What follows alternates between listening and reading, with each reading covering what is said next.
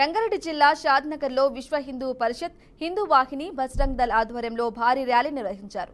బంగ్లాదేశ్లో హిందువులపై జరుగుతున్న దాడిని ఖండించారు. మహిళలపై, చిన్నారులపై దారుణానికి పాల్పడుతూ ఉండడం దురదృష్టకరమన్నారు. బంగ్లాదేశ్లో రిజర్వేషన్ల పోరాటం పేరుతో హిందువులను సమూలంగా హతమార్చే కుట్ర జరుగుతోందని ఆవేదన వ్యక్తం చేశారు.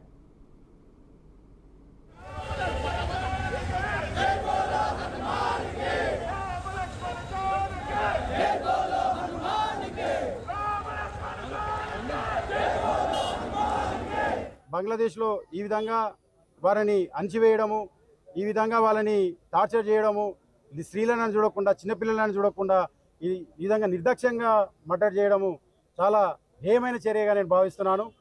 అదేవిధంగా బంగ్లాదేశ్లో యువకులను నేను అడుగుతున్నా, ఈరోజు మీ రిజర్వేషన్ల కోసం చేస్తున్న పోరాటమా, హిందువులని అక్కడ భూస్థాపితం చేయాలి, హిందువులని హతమార్చాలనే ఉద్దేశంతో చేస్తున్న మీరు పోరాటమా?